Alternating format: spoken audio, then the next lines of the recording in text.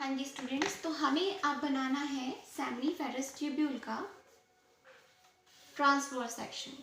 तो अगर हम सेमिनिफेरस ट्यूब्यूल को देखते हैं तो हमें कुछ इस तरह की स्ट्रक्चर दिखाई देती है।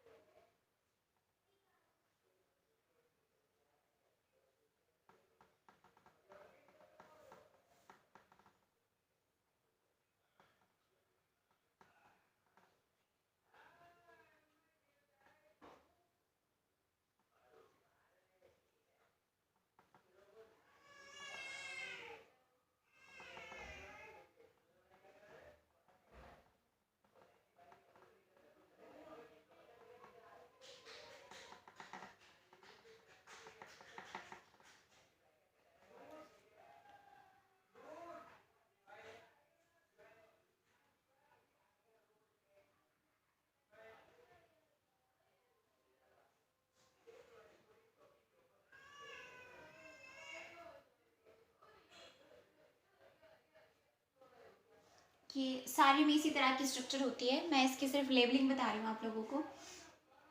ये ब्लड वेसल है, blood vessel, and this is the connective tissue. ठीक है, और ये जो आपको दिखाई दे रही है, these are the Leydig cells, जिनको हम इंटरस्टिशियल सेल के नाम से भी जानते हैं। इंटरस्टिशियल सेल मतलब जो बीच में, इंटरस्टिशियल बीच में प्रेजेंट है। ओके, अच्छा, अब आपको यहाँ पे दिखाई दे रही होगी ये सेल्स, जिनको हम लोग नाम देते हैं सर्टोली सेल्स, सर्टोली सेल्स, या फिर जिनको नर्सिंग सेल के नाम से भी हम जानते हैं। ठीक है, अच्छा, अब मैं आपको यहाँ की लेबलिंग दिखा देती हूँ कि दिस इज द, ये सबसे जो नीचे है ये बेसमेंट मेम्ब्रेन है, उसके नीचे आपकी प्रेजेंट है जर्म सेल्स, जर्म एपिथीलियम। ठीक है, जर्म एपिथीलियम, जहाँ से गैमेट्स की फॉर्मेशन स्टार्ट हो जाएगी। उसके नीचे आपकी मिलेगी स्पर्मेटोगोनिया, स्पर्म मदर सेल जिसको हम बोलते हैं, स्पर्मेटोगोनिया। उसके बाद आपको मिलेगा प्राइमरी स्पर्मेटोसाइट, उसके बाद सेकेंडरी स्पर्मेटोसाइट, उसके बाद आपको मिलेगा स्पर्मेटोजोआ, और उसके बाद आपको स्पर्म की फॉर्मेशन, स्पर्म दिख जाएंगे, स्पर्म्स। ठीक है भाई, तो अगर आप ध्यान से देख सकते हो तो मैं आपको फिर से बता देती हूँ कि आपको यहाँ पर blood vessels, connective tissue, Leydig cells दिखाई दे रही होंगी, और ये जो यहाँ पर ये भी सेम, ये भी सेम, ये भी मैंने आपको एक में ही लेबलिंग दिखा दी है।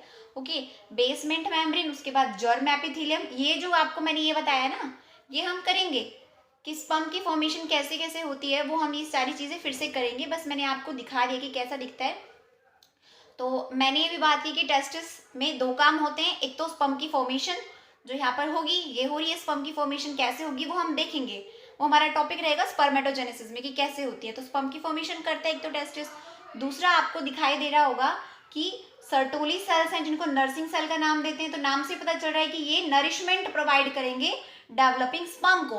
एनर्जी तो चाहिए ना प्रोडक्शन के लिए, ठीक है। तो सर्टोली सेल्स जिनको नर्सिंग सेल बोलते हैं वो नरिशमेंट प्रोवाइड करते हैं। इसके अलावा एक एंड्रोजन बाइंडिंग प्रोटीन होता है जो इन स्पर्म्स को कंसंट्रेट करने का काम करता है। और इसके अलावा एक और चीज होती है इनहिबिन, वो और करते हैं। इनहिबिन मतलब जो इनहिबिट करेगा किसको, ये जो लेडिक सेल आपको दिख रही है, ये लेडिक सेल का काम होता है क्या, ये जो लेडिक सेल आपको दिख रही है इसका काम होता है मेल सेक्स हार्मोन को सिक्रीट करवाना, मेल सेक्स हार्मोन। और मेल सेक्स हार्मोन कौन सा होता है ह्यूमंस के अंदर, टेस्टोस्टेरोन, टेस्टोस्टेरोन, इसको एंड्रोजन के नाम से जानते हैं हम, है ना, एंड्रोजन, टेस्टोस्टेरोन। ओके, तो टेस्टोस्टेरोन है वो लेडिक सेल सिक्रीट करती है male sex hormone. Nursing cell nourishment करेंगी, नाम से पता चल रहा है एक तो, दूसरा क्या काम करेंगी, ये टेस्टोस्टेरोन को बंद करवाएंगी। जब इसकी प्रोडक्शन ज्यादा हो जाती है, जरूरत नहीं होती है, तो ये इसको बंद भी करवा देती है, इनहिबिट करती है। तीसरा इसका एक और काम होगा, एंड्रोजन बाइंडिंग प्रोटीन को सिक्रीट करना। एंड्रोजन बाइंडिंग प्रोटीन, नाम में पता चल रहा है कि जो इससे बाइंड करेगा और इसको कंसंट्रेट करवाएगा। ओके जी, तो ये आपका टेस्टिस। नेक्स्ट हमारा इसका पूरा का पूरा सिस्टम पढ़ने का रहेगा। ओके, तब तक के लिए आपको इन दोनों की अच्छे से प्रैक्टिस करनी है और इनका लेबलिंग भी आपको लर्न करना है। ओके जी।